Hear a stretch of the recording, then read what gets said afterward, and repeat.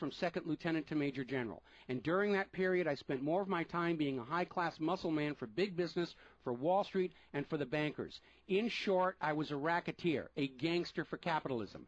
I suspected I was just part of a racket at the time. Now I'm sure of it. Like all members of the military profession, I never had an original thought until after I left the service. My mental faculties remained in suspended animation while I obeyed the orders of the higher-ups. This is typical with everyone in the military service. Thus, I helped make Mexico and especially Tampico safe for American oil interests in 1914.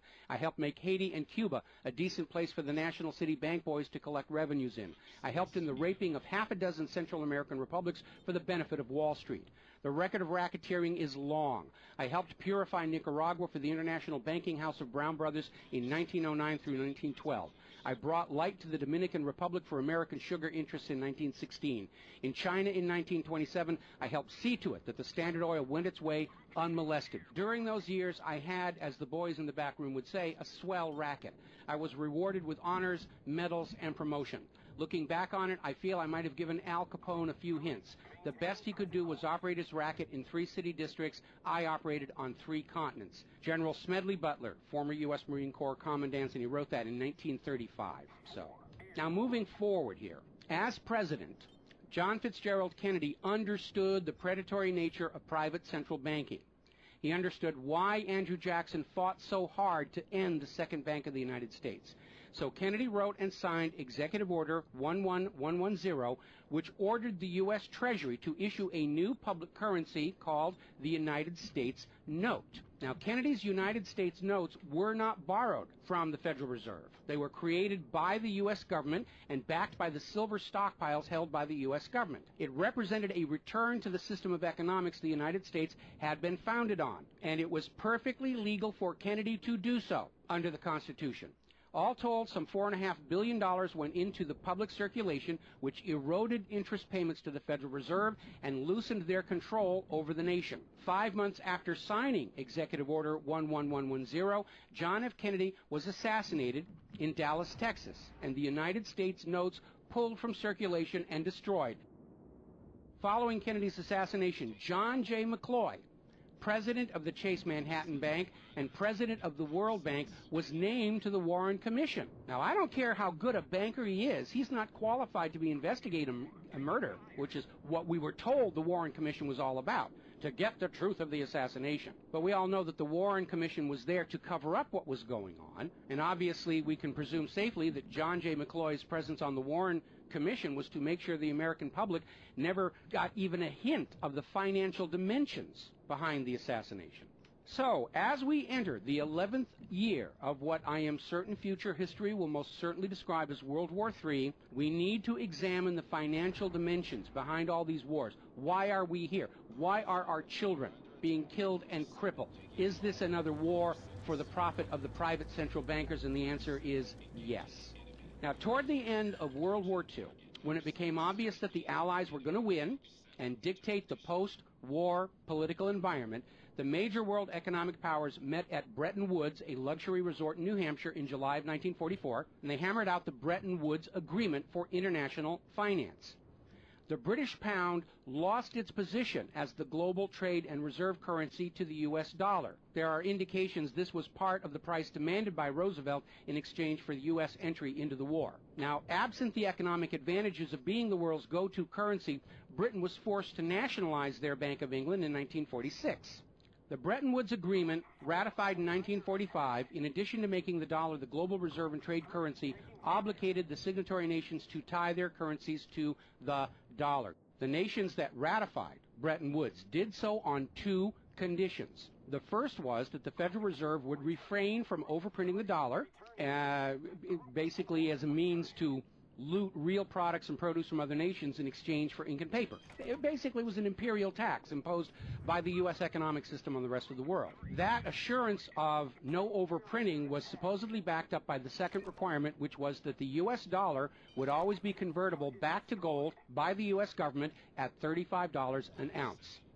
Now, of course, the Federal Reserve, being a private bank and not answerable to the U.S. government, did in fact start overprinting paper dollars, which were sent to other nations around the world, and under Bretton Woods, they had to send back products and produce and raw materials at full value. And much of the perceived American prosperity of the 1950s and 60s was the result of these foreign nations having to send real raw materials, goods, produce, back to the United States in exchange for these little pieces of paper with ink all over them, because they were forced to accept these paper notes as being worth $35 per ounce of gold. Then in 1970, France started looking at this huge pile of printed paper notes sitting in their bank vaults, for which real French products like wine and cheese had been traded, and it notified the United States government that they would exercise their option under Bretton Woods to return all those paper notes for gold at the agreed-upon $35 per ounce exchange rate. The problem was the United States had nowhere near the gold to redeem all those paper notes.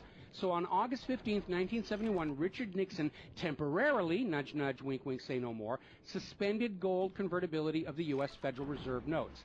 This Nixon shock, as it was termed at the time, effectively ended Bretton Woods, and many global currencies started to delink from the U.S. dollar. And it created another problem, because the United States had been collateralizing their loans, money borrowed from other governments and foreign investors, with the American nation's gold reserves. And with the awareness that there wasn't enough gold to redeem all the Federal Reserve notes, lenders to the U.S. were starting to wonder, did the U.S. government have enough gold to collateralize their outstanding debts? Foreign nations began to get very nervous about the loans to the United States, and they were understandably reluctant to loan any additional money without some form of collateral.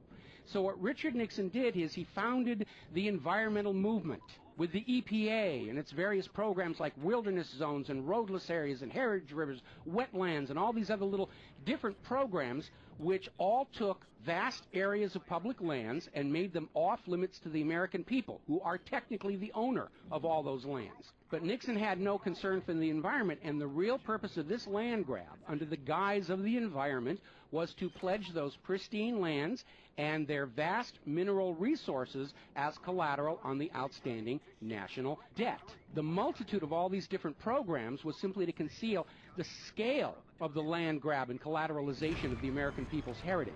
And it actually today covers almost 25% of the entire nation, is now locked up by these EPA programs and pledged as collateral on government borrowing. Now, with open lands, available lands for collateralization already in short supply, the U.S. government embarked on a new program to shore up sagging international demand for the dollar. The United States approached the world's oil-producing nations, mostly in the Middle East, and offered them a deal. In exchange for only selling their oil for dollars, the United States would guarantee the military safety of those oil-rich nations. The oil-rich nations would agree to spend and invest their U.S. paper dollars inside the United States, particularly in U.S. Treasury bonds, which would be redeemable through future generations of U.S. taxpayers. The concept was labeled the petrodollar. In effect, the United States, no longer able to back the dollar with gold, was now backing it with oil, other people's oil. And that necessity to keep control over those oil nations to prop up the dollar has dominated America's foreign policy in the region ever since. But as America's manufacturing and agriculture has declined, the oil-producing nations faced a dilemma. Like France, they've got piles and piles of these paper notes and treasury bonds piling up in their vaults, and there really wasn't all that much except real estate they wanted to buy from the United States of America. Europe's cars and aircraft were superior and less costly. In more recent times, America's experiment with GMO food crops has led a lot of nations to simply avoid buying U.S. agricultural exports. Israel's constant belligerence against its neighbors has caused the oil-producing nations to wonder if the U.S. could actually keep their end of the petrodollar arrangement. So oil-producing nations started to talk of selling their oil for whatever currency the purchasers wanted to pay. Iraq, already somewhat hostile to the United States following Desert Storm, demanded the right to sell their oil for euros in 2000. In 2002, the United Nations agreed that Iraq had a right to sell their oil for euros under the Oil for Food program. 1 year later, 2003, the United States reinvaded Iraq, lynched Saddam Hussein, and placed Iraq's oil back on the world market, only available for U.S. dollars. Now, the clear U.S. policy shift following 9/11, away from at least attempting to appear to be an impartial broker of peace in the Mideast to one of unquestioned support for Israel's aggressions, only further eroded confidence in the petrodollar deal, and even more oil-producing nations started openly talking of trading their oil for other global currencies. So over in Libya, Muammar Gaddafi had instituted a state central bank and a value-based trade currency, the gold dinar. Gaddafi then announced that Libya's oil was for sale, but only for the gold dinar. Other African nations, seeing the rise of the gold dinar and the euro, even as the U.S. dollar continued its inflation-driven decline, flocked to the new Libyan currency for trade. This move had the potential to seriously undermine the global hegemony of the dollar. French President Nicolas Sarkozy reportedly went so far as to call Libya a threat to the financial security of the world. So the United States invaded Libya under the guise of supporting a popular rebellion. They brutally murdered Gaddafi, apparently because the object lesson of Saddam's lynching had not been enough of a message, imposed a private central bank, and returned Libya's oil output to dollars only. The gold that was supposed to be made into the gold dinars, as of the last report I could find, unaccounted for. Now, according to General Wesley Clark, the master plan for the dollarification of the world's oil nations included 7 targets: Iraq, Syria, Lebanon, Libya, Somalia, Sudan, and Iran. Venezuela, which has started selling their oil to China for the yuan, seems to be a late addition.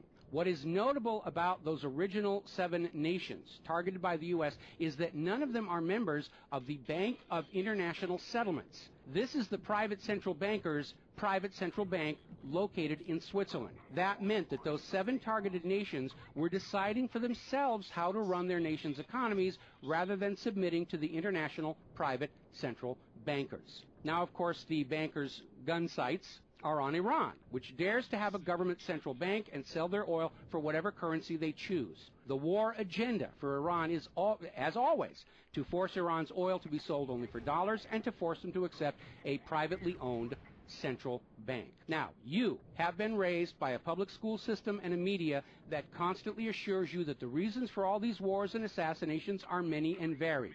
We're bringing democracy to the conquered lands. We hear that a lot when actually the U.S. hasn't. The usual result of a U.S. overthrow is the imposition of a pro-business, pro-Wall Street, pro-U.S. dictatorship. Good example, the 1953 CIA overthrow of Iran's democratically elected government of Mohammad Mossadegh and the imposition of the Shah. Or the 1973 CIA overthrow of Chile's elected government of President Salvador Allende and the imposition of the dictator Augusto Pinochet. Another one of the excuses we'll get is we have to save the people from a cruel oppressor. That's the one they're using in Syria right now. Revenge for 9/11. That was a big one going into Iraq. And then later on, President Bush was caught on video saying, no, Iraq had nothing to do with 9/11. And behind all of them, that tired, worn-out, catch-all excuse for invasion, weapons of mass destruction. Assassinations are always passed off as crazed lone nuts to obscure the real agenda. And the real agenda of the bankers is very simple. It is enslavement of the people by creation of a false sense of obligation. Now, that obligation is false because the private central banking system by design creates more debt than money with which to pay the debt. There is no way out the way it's set up. It's impossible to escape as long as you're playing by their rules. And you need to understand, private central banking is not science. It is a religion. It's a set of arbitrary rules created to benefit the priesthood, meaning the bankers, and it is supported only because people believe this is the way it's supposed to be.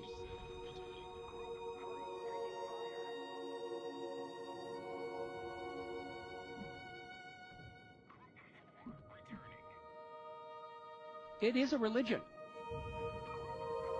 It's a set of arbitrary rules created to benefit the priesthood, meaning the owners of the private central banks.